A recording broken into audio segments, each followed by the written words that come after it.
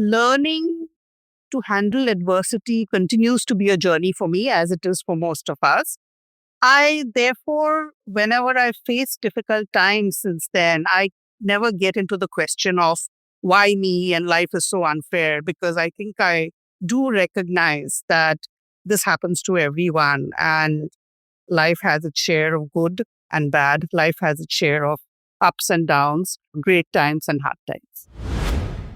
AI is not just going to change companies, it's going to change society. It's going to change communities, it's going to change societies, it's going to change countries in ways that we can only begin to imagine now. And therefore, there is no doubt that even as a corporate leader, you will not be immune to what is happening in the larger society around you. Business leaders, therefore, have to learn to respond thoughtfully. Welcome to Inspire Someone Today podcast, a show where we dive into the stories and insights that has the power to create ripples of inspiration in your life. I'm your host Shrikant, and I'm thrilled to be with you on this journey of inspiration.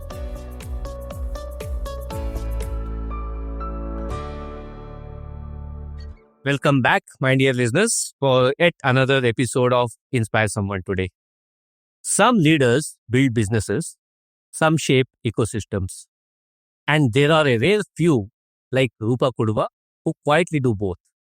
From boardroom to grassroots, Roopa's journey has spanned global finance, inclusive innovation, and everything in between. She led CRISIL to a massive transformation. Then at Omidyar Network India, she turned capital into impact, focused on India's next $500 million. But behind the accolades and board positions is a leader who has navigated change, challenge, and reinvention while staying rooted in purpose. In a world that often confuses noise for progress, Roopa shows us what steady, thoughtful leadership looks like. This conversation is about decisions, transitions, and quiet confidence it takes to lead with impact. It's an absolute joy and pleasure to have Roopa Kudva join me on this episode of Inspire Someone Today. Roopa, welcome to the show. Thank you, Shrikant. And it's an equal joy and pleasure for me. I must say that I really admire your persistence in running this podcast so consistently. I believe this is the 145th episode, and it's an honor for me to be here. Thank you. When we have leaders like you endorsing this is exactly why this platform is created, to create ripples of inspiration. Without much further ado, Roopa, if I were to jump right in, let's go back during your early growing up years. Who or what influenced your journey earlier on? So like most people, I too have been shaped by my family circumstances, the environment that I was in, and equally importantly, the times I grew up in. I grew up in Northeast India, in Meghalaya and Assam. It really is a beautiful part of the country. And at that time, I was very fortunate that I got to go to what I think were excellent schools where the peer group was diverse and from all over India. So we had people from the armed forces, the PSUs, government, etc. And that got me used at a very young age to this whole concept of diversity and also of change, because I must have changed schools some 6 or 7 times. It was, as you can imagine, in those days, a slow and very simple life, close to nature. On a typical holiday, for example, we just ran across the fields, went to the hills and played in the woods. And folks back home knew that, when these children feel hungry, they'll come back. So that was all there was to it at that point. We had very limited exposure to city life. That was once in 2 or 3 years when we took the long train journey back to Mumbai and Goa to meet the rest of my family. And there was no exposure that I had at that point to the business world. However, very early on, I do think I imbibed that it was very important for women to work and to be financially independent. And this was something that actually happened quite organically. Very early on, for example, I noticed that my mother, who was till one point a homemaker, trained and became a school teacher and later a school administrator.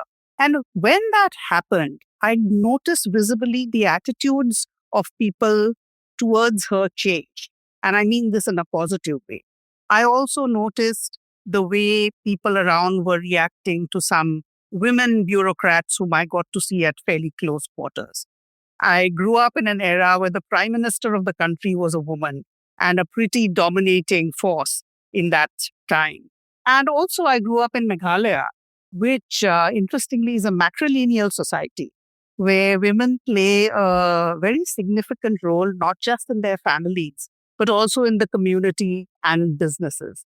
So, these I would say were some of the early influences that have shaped me. That was great. That was your early journey on from Meghalaya to what you have seen. One of my favorite Steve Jobs quote is you can always join the dots backwards. And similarly, lot has happened to your life journey, career journey, professional journey. And I'm sure some of this would have happened in a hard way. Thinking back, what was the lesson learned and what are you grateful for it today?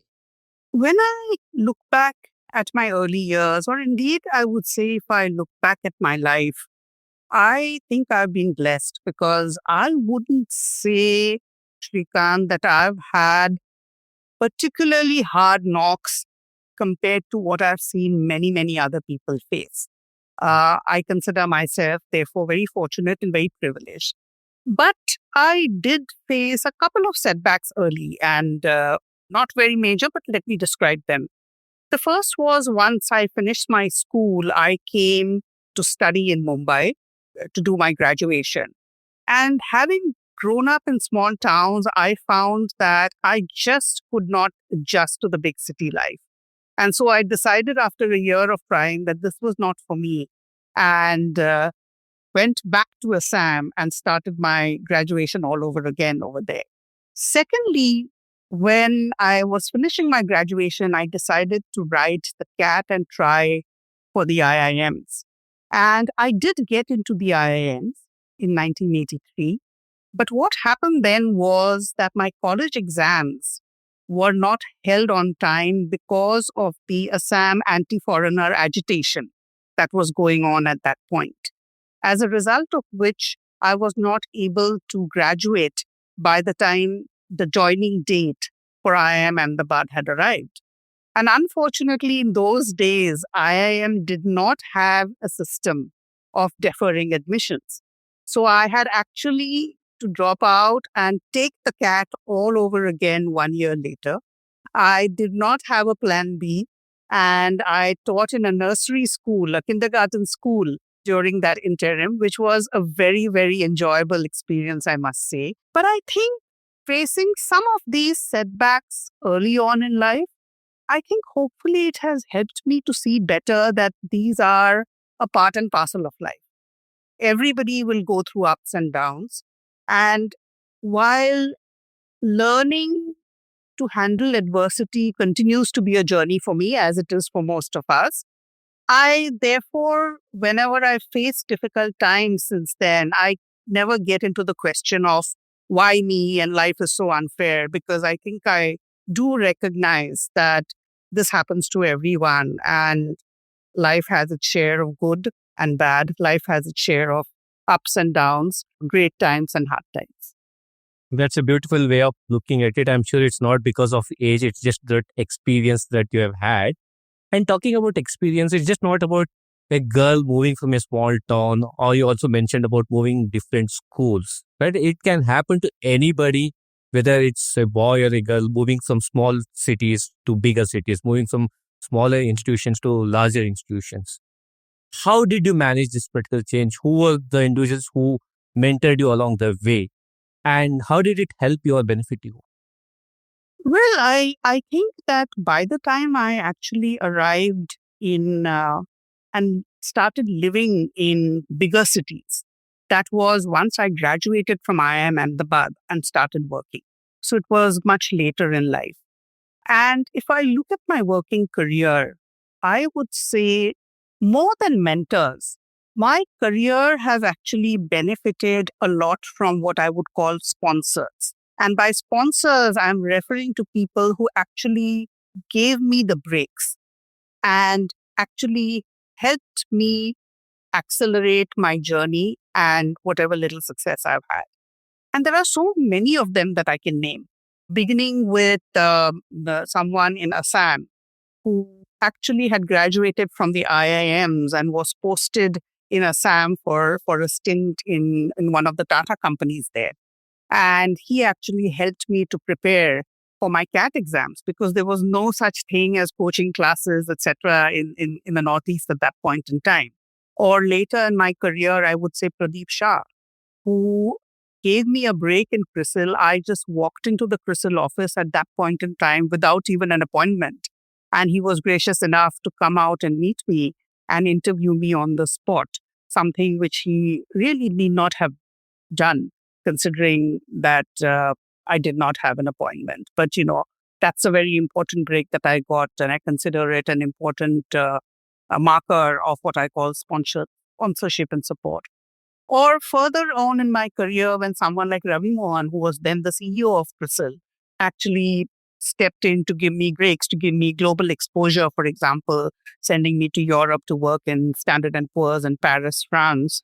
Or when I raised my hand and asked for the top job in the ratings business, he listened with a patient ear and actually discussed with the board, and I got the position of the chief rating officer of CRISIL. So, more than mentors, there have been many people who have given advice, many people who have been a source of inspiration. But what I think makes the biggest difference in life are people who give you the breaks and people who are your sponsors. That's a super call out. Just not having those mentors, but also having those sponsors. And having had those sponsors, and quite a lot of our listeners are also either sponsors or can have the potential to be one. What would be your two or three call out for them to be effective sponsors? I think it's having an eye for talent. I think in this day and age, the biggest competitive advantage that whether you're a corporate or whether you're a startup, the biggest competitive advantage you have are your people.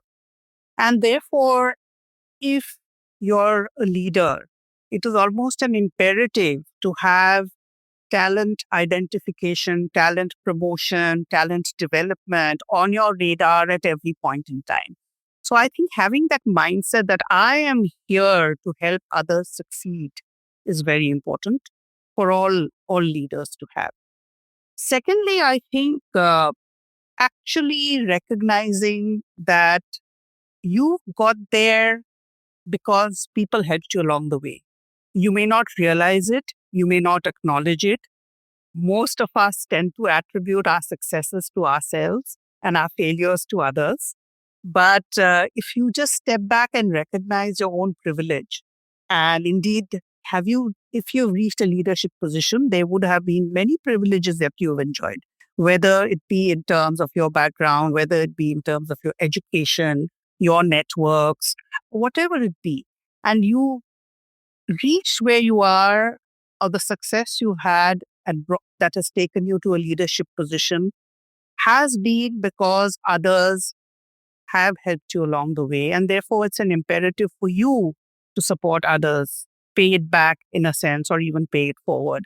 So I would say that these two things, recognizing your own privilege, and two, always having your talent development mindset on, are key to becoming a good sponsor.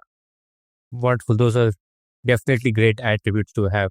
And along the way, look at your career trajectory from Crystal to media to what you've been doing on the boards.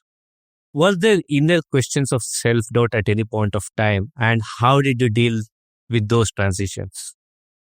Well, I think everybody, no matter how successful they are, deals with constant self doubt. And to a certain extent, it's not a bad thing because it kind of motivates you, it spurs you on. I think some of my early experiences have shaped me in a manner that I'm relatively more comfortable with ambiguity. It's also my nature, I think. Secondly, I think a little bit of action orientation helps during periods of ambiguity, because if you jump into things saying, let me try, something may work, something may not work, but just sitting and thinking about it is not going to help. So let me try figuring it out. Let me try different approaches, different solutions. So that's something which I'm attuned to. And thirdly, I would say preparation, preparation, preparation. So there's a lot of prep that goes into everything I do, particularly when stepping into uncharted territory. And talking about your varied roles, one piece that I would definitely want to touch upon, given the fact that there's so much unfolding in our markets, particularly in the startup world, is about governance, corporate governance. Since you are on either side of the board, what makes a board truly effective, just not from a structure standpoint, but also from a culture standpoint? What's your take on that, Rupa? So I think what makes a board truly effective is two things. First of all, it's about effectively discharging a very diverse set of responsibilities. I'll come to what I mean by that. And secondly, I think a good board perfects the art of balancing and making trade offs. And I'll come to that also and expand upon it in a moment. And let me begin with this whole diverse set of responsibilities. So I think the role of a board is not to manage a company, but to provide strategic oversight over the organization. And its responsibilities are very diverse. So, first of all, of course, you have the fiduciary responsibilities, which is the reporting, the transparency, the disclosures, the financial controls, and all of that. The second is the board needs to approve strategy. The board needs to approve capital allocation. Another key responsibility of the board is hiring and firing the CEO, or if I may put it that way, and also ensuring talent development at the senior level to ensure succession planning. And finally, I think the board has to concern itself with board replenishment and board education, because times are changing very fast and boards also need to constantly evolve to reflect and position the company well for the future. So I think the first attribute is, how do you effectively manage the entire gamut of this diverse set of responsibilities? And the second thing for an effective board is, it's all about balancing and making trade-offs. And there are many ways or many things that board members must navigate and achieve a delicate balance in. For example, how do you basically support the management team, but also how do you challenge them whenever it's necessary? How do you balance short term pressures, short term targets with long term vision? How do you align the interests of the equity shareholders with the broader stakeholder responsibilities? 50 years ago, the theory was that the company's primary responsibility is to its shareholders. But today, the concept of corporate responsibility has broadened considerably to include employees, customers, vendors, suppliers, and society at large. So, how do you really balance all these interests? How do you ensure that you exercise authority as a board, but at the same time, don't get into micromanagement and ensure that the management is responsible? And how do you, amidst all the regulatory work, that the compliance work that the board has to do in terms of approvals, in terms of reporting, and all of that, how do you ensure you also carve out adequate time for issues relating to long term vision and strategy? And I think that an effective board culture is one which achieves what I might call the right equilibrium between all these tensions or conflicting priorities. So it's a constant push and pull. So the board role is not a straightforward role that it is just there to meet some obligation. It's definitely to kind of drive that strategy of the organization. Somewhere, what I also read was Up until early 2000, the average tenure of a CEO was about 7.5 years. And now it is kind of coming down. So from 7.5 years, it came down to about 5.7. And now the latest number that is doing the rounds is about 3.8 years. The tenure of a CEO is kind of shrinking every decade. What do you attribute it to? Is it because of the pressure of the quarterly results, or is it unable to manage this equilibrium that you stated? I think it's a combination of many factors, the pressure of short term results being only one of them. I think it's also a combination of the challenges and opportunities that we see around us. The world is changing very rapidly. And so, therefore, it's hard for someone to. There are exceptions, of course, but if you are going to remain a CEO for 10 years, 15 years, etc., you have to be extraordinarily nimble to navigate all the churn and all the change that is happening around you, whether it be in terms of technology, whether it be in terms of talent, whether it be in terms of workplace culture, all of that. And thirdly, I think it's the opportunities for the CEOs themselves. The last 2 decades have opened up tremendous opportunities for talented people, and the CEOs themselves find other opportunities which perhaps may be more attractive, more challenging, open up new vistas for them. So it's a combination of all these three factors which has led to higher churn and shorter tenures over time. And Rupoi, in your stint as a board member, and since I've seen a lot of these things up close, have you seen of situations where governance has basically made or broken an organization?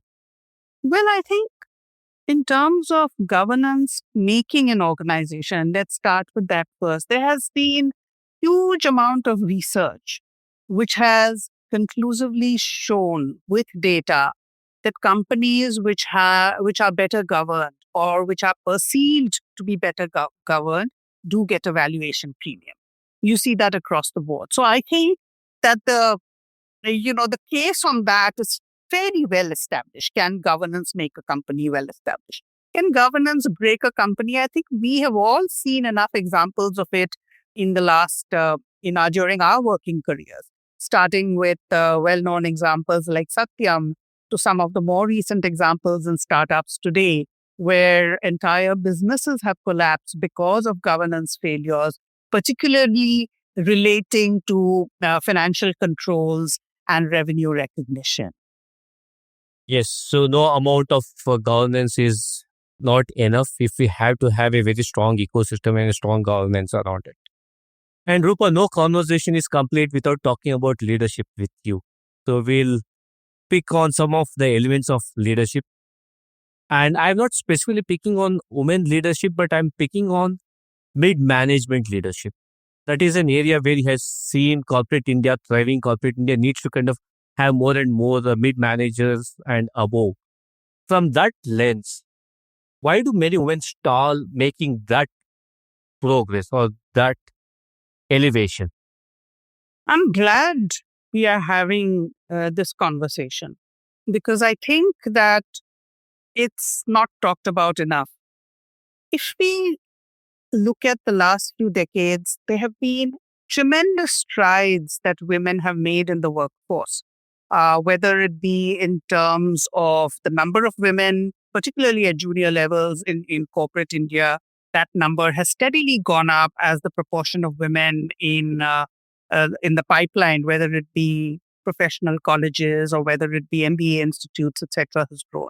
So I think we have a happy story there. There's a growing acceptance of the need for women to be in the workforce. So there are many positive things that have happened. And yet, I think this issue of there are not enough women at the top is a persistent and a serious one. Why does that happen? There are a few things that hold women back at the mid-management stage. And the first, I think women struggle to figure out how they are expected to behave. And that's because of what I call the likability factor. It is well proven that successful women are less liked than successful men. There are the same qualities which, if a man exhibits, are viewed much more positively And if a woman exhibits are viewed not so positively, there's this famous case study in Harvard, I think it was, where they divided the class into two, gave them exactly the same case study of a CEO. In one instance, however, the CEO was called Harry. In the other instance, the CEO was called Harriet. And the rest of the case was exactly the same. And it was really interesting that the descriptions of the CEO in the group where the CEO was named was a woman were far more negative than compared to the description of traits in the group which had the man as the CEO. So I think that's very telling. So I think women struggle with what are the expected behaviors of us, and it's a real issue. The second thing I've seen women struggle with at the mid management level is the whole issue of self belief and self advocacy. If there is an advertisement for a job and a woman looks at the requirements and sees that 4 things out of 10 are missing, chances are she will not apply for a job. But the chances are that a man with exactly those 4 attributes missing will still go ahead and apply. So it's somewhere the self-belief is holding them back. Also, the reticence in advocating and asking for the top jobs is something I've seen. And finally, I think there's this whole issue, Shrikant, of sponsors that we talked about. It's not enough to keep talking about having mentorship programs for women. We actually need everyone, women as well as male leaders, to actively sponsor women for the top jobs. And that is what I think will make the difference. And you very succinctly elicited what it takes for somebody to kind of break that ceiling more into the top ladders.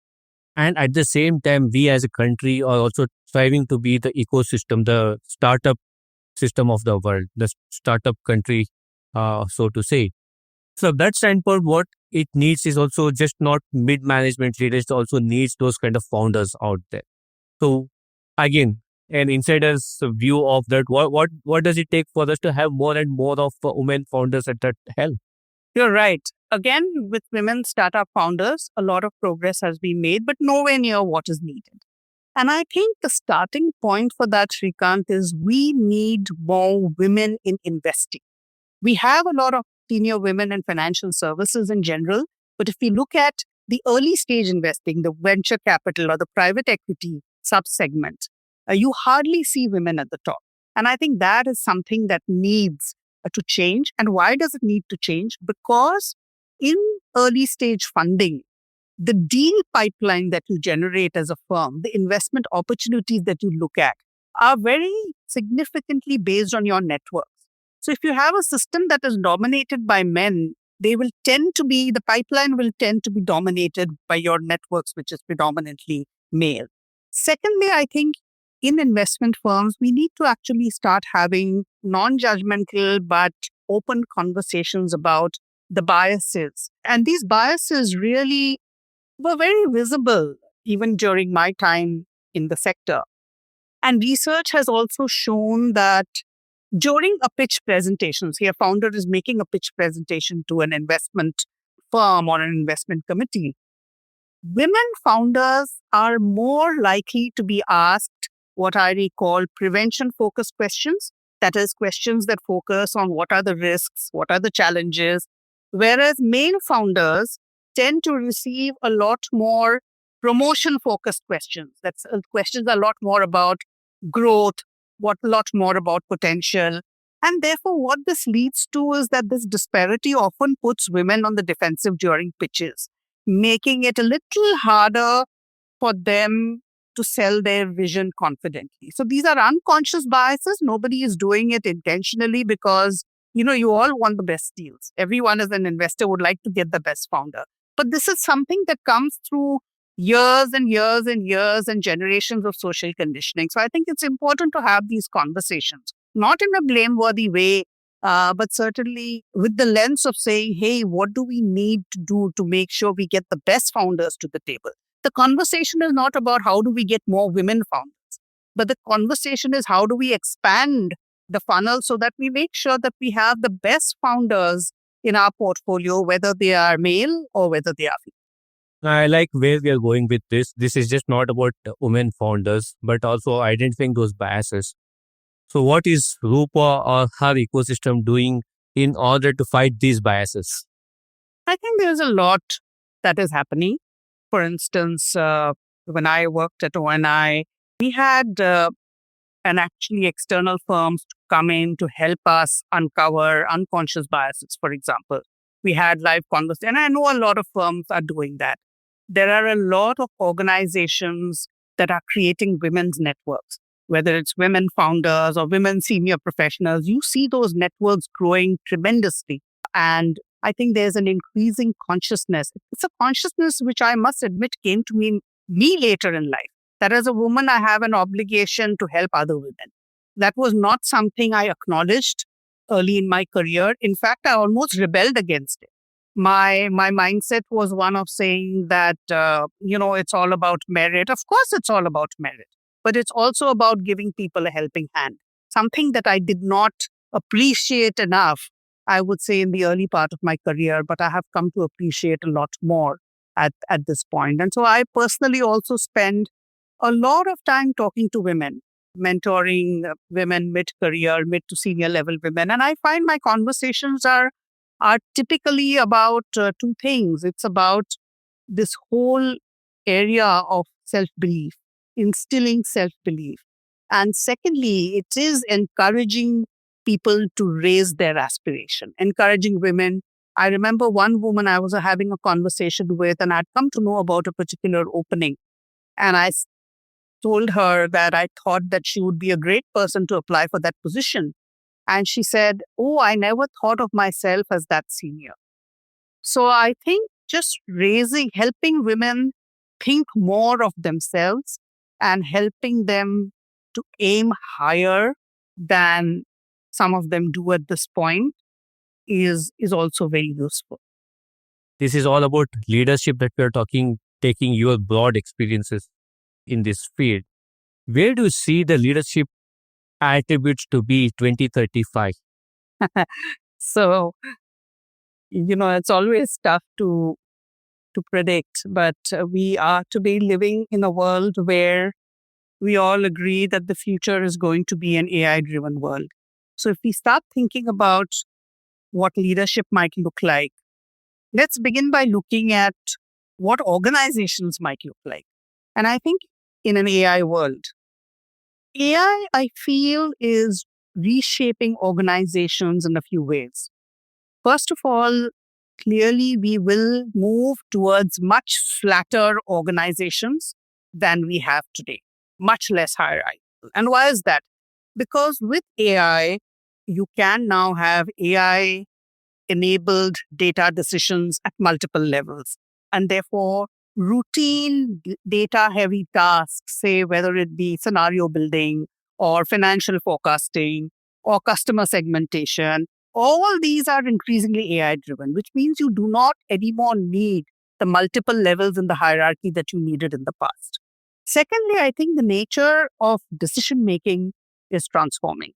So leaders are moving away now from making operational decisions, and instead they are focusing on ensuring that AI actually supports human goals. Technology should actually support human goals and not dictate human goals. And that's the job of a leader. So evaluate the output of the AI recommendations and then make strategic judgment calls that machines simply cannot, and also provide the ethical stewardship. And thirdly, as we all know, AI is already disrupting and is going to disrupt entire business models, including in creative industries like journalism or, let's say, marketing or design, for example. So, organizations will have to adapt to new business models. So, against this context, what does a leader need to lead in this era? I think, first of all, the ability to envision the future. What might the future look like? And that involves a very different level of creativity and imagination. Secondly, I think change management, because AI is going to disrupt established workflows. AI creates a lot of uncertainty. So this involves very clear communication from the leader. It involves thoughtful skilling programs or upskilling, retraining programs for staff. And also, when necessary, it requires an empathetic approach, because workforce transitions or workforce separations might be required. So I think that entire change management is an important quality. Thirdly, I think this whole question of ethical oversight and judgment is critical. And what are the key ethical issues that AI creates? I think the first one is algorithmic bias, and second is data privacy. You might have heard about that Amazon case a few years ago where they actually discontinued the AI based hiring algorithm because the AI was trained only using male resumes. So the AI just didn't work. So they actually announced that they were going to discontinue using that. And finally, I think risk management. How do you ensure that you're not over dependent on AI and it leads to bad decisions? So, for example, you had the case of Zillow in the US, which had this program called Zillow Offers, where the algorithm actually made significant errors about estimation of future property prices, resulting in huge losses, write down of inventory, and huge losses and layoffs for the company. So I think these are some of the risks. And so if you look at a CEO, say 20 years or so down the line, you are not talking about an operational leader anymore. You are talking about someone who's an AI strategist. You're talking someone who's an ethical steward or an ethical guardian. And we're talking someone who's an influencer. And why do I say influencer? Because, AI is not just going to change companies, it's going to change society. It's going to change communities, it's going to change societies, it's going to change countries in ways that we can only begin to imagine now. And therefore, there is no doubt that even as a corporate leader, you will not be immune to what is happening in the larger society around you. Business leaders, therefore, have to learn to respond thoughtfully. It's not going to be possible to say, I'm only running my business. You are part of a larger ecosystem and you have to thoughtfully respond to the developments that are happening there. So it's not just about what were the traditional hard skills of a CEO. I think the machines will take over.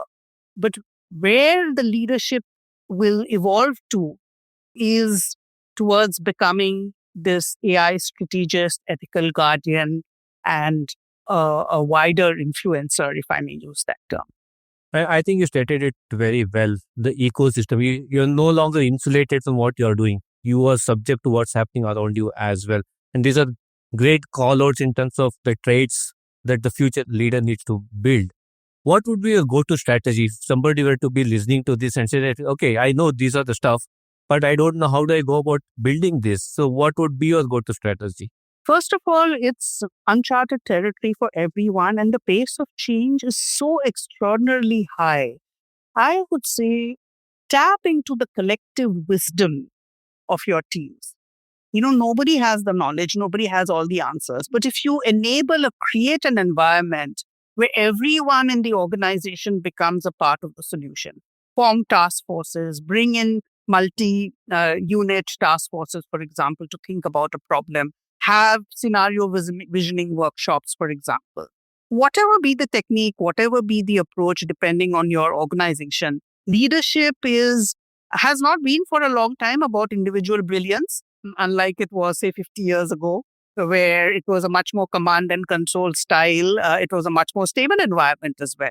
But today you have to tap into the collective power of the larger organization and even people beyond the organization to envision, to come up with different possibilities, different solutions, to experiment, to fail, to succeed, all of that.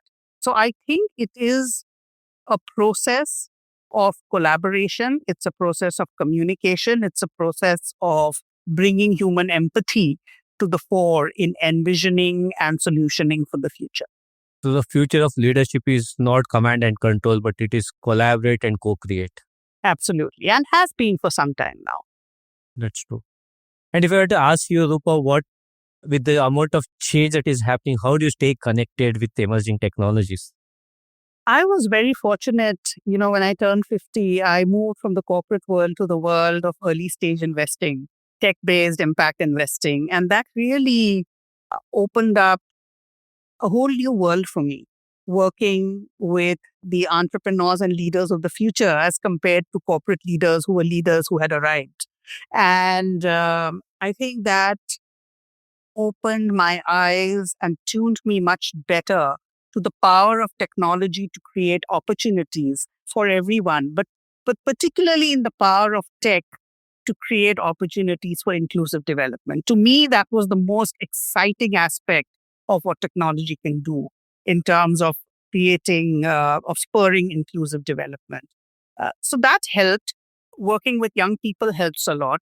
Reading, trying out new technologies oneself. I think all these are essential today for trying to stay current in an environment that is literally evolving by the day. We had barely started talking about generative AI when agentic AI came along. So that's how fast things are moving. That's so true. And you did touch upon value investing, impact investing, and the social impact sector. If I were to give you a check of 10 lakh to create the biggest impact, where does it go? That's an interesting question, and I will answer it in a slightly different way because I think inclusive development or broader scale impact is a very deep question. I think that accelerating, it's very important to think of a sector as a whole and not just a single company. And let me explain why. Because accelerating the development of a sector can impact far more many lives than any one single company or any one single organization can. And to accelerate the development of a sector, we need a few things to happen. First of all, of course, we need the innovators who come up with new business models, new solutions that can scale rapidly, or come up with business models that are successful and others can replicate as well. The second thing you need is good quality sector infrastructure. And the infrastructure is a key enabler of the sector. For example, it could be physical infrastructure like warehouses or roads. It could be institutional infrastructure. For example, credit guarantee institutions are a great example. Or it could be knowledge infrastructure, which is simple research to uncover what the problems are, what the issues are. So you need sector infrastructure. And thirdly, you need government policy, which is encouraging of development in that sector. So where I would put that money would depend on whichever sector I pick. And I think there's enough work to be done across the board, whether it is education, whether it is jobs, whether it is skilling, financial inclusion, mobility, you name it, healthcare. There's no one area which is better or than the other. But where I would put my money, depending on the sector I choose, is based on my assessment of where the sector is in its journey at a particular point in time. If it was an early stage sector, say like property titling, there I would focus a lot more on research to understand the nature of the problem. But in more evolved sectors, say like fintech or financial inclusion, I would actually put my money in backing an innovator with a new business model.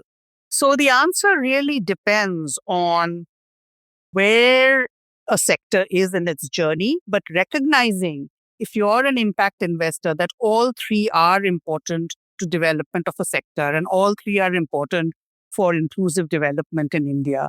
You need the innovators, you need the sector infrastructure, and you need the supportive policy.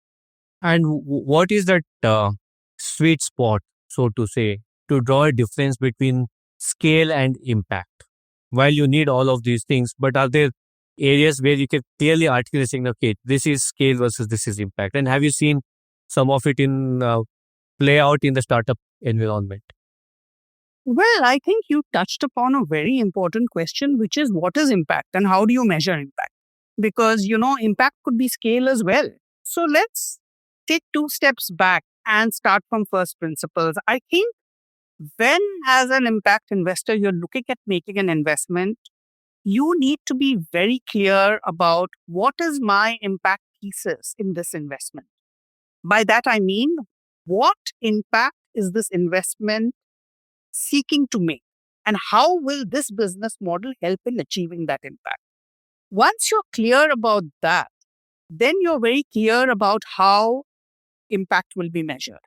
And impact can happen in many different ways. One is the scale, which you mentioned, which is the reach. The second is the depth of impact. I may not impact as an entrepreneur, my venture may not impact millions of people, but it may impact, say, thousands of people. But there, the depth or transformational effect on the life of that one individual can be profound. So the depth of impact. So my impact thesis could actually be more about the depth of impact. It could also be about sector level change. Am I coming up with a solution, or am I coming up with an intervention which drives change in the sector? I gave the example of a credit guarantee institution. A credit guarantee organization is not dealing with millions of people. Neither it is having deep impact on the lives of individuals, if you look at it that way, but it is enabling the unlocking of so much more in the sector. And it is having that kind of impact. So I think if you're clear at the time of investment, what is my impact thesis? The way of measuring impact is becomes automatically very clear. And impact could be measured in terms of scale, which is reach. It could be measured in terms of depth, which is how much is it transforming somebody's life, or it could be measured in terms of sector change. And I would say that no one way is superior to the other. There are many sophisticated ways now of measuring depth of impact. You have in-depth surveys. There are also listening surveys. There's a very interesting technology that we once used, which allowed people to talk to an IVR system. And the machine would listen in later and actually analyze and draw conclusions from the tone of the voice, how long the person spoke, the pitch of the voice, the kinds of words that they use, and analyze all of that to actually make an assessment of what kind of a depth of impact the product that we were measuring impact for was having in the life of the individual. So there are many sophisticated tools now for analyzing depth as well. Let's also be very clear that if you're an impact investor, for you, the impact outcome is as important as the financial outcome. And therefore, you must make the commitment to having that impact thesis and measuring that impact. Otherwise, every business has an impact. There's no doubt about it. Whatever business you start will have some impact. That's not what we are talking about here. We are talking here about something much more purposeful and much more deep. And that has a societal impact as well. That's correct. And talking about impact investments, startups in this space, are there specific solutions that you're seeing which would be a game changer in the years down the road, or any specific startup that you would want to call out saying that they're doing some fantastic work in that impact investing space? There's no specific startup that I would like to call out because there's just so many of them doing such creative and such impressive work. But I would like to call out a trend which for me has really been extremely satisfying. And that is the changing profile of the Indian entrepreneur. If you looked at Indian entrepreneurship 20 years ago, when this whole startup and VC industry actually began to take root in India, what was the profile of the Indian entrepreneur? It was typically someone from the metros who spoke English well, who had been educated in the best schools, who went to an IIT, or maybe had gone abroad to study in some of the universities there and came back here to go down the startup route, etc. And I think they initially came up with products and services which catered to the top of the pyramid of the Indian consumer, right? Fast forward from there to what do we have today? I mean, today you have India's entrepreneurs coming from the small towns and smaller cities of India. They're not people who have gone to a premium educational institution. They're not people who have even had an English medium education in many instances. And they are actually trying to come up with solutions to problems that they themselves have experienced in their lives. And therefore, their empathy with the problem and their creativity about the solution is far, far higher, whether it be Indian language publishing platforms to fintech solutions, which take into account a very different profile of consumer compared to who you would find in the metros, for example.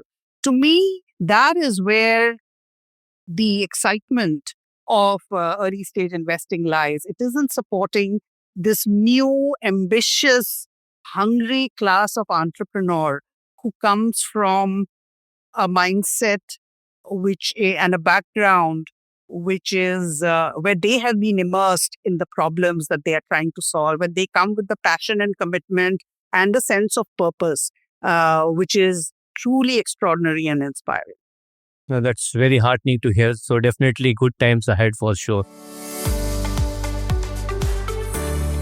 We jump into a segment of this conversation, what I call it as the power of three round. Okay, here we are with Roopa and at the power of three round segment. The first of the power of three question, Roopa, what are the three books that have had profound impact on you? There is one book that has had a profound impact on me, and it is an autobiography of a woman called Catherine Graham.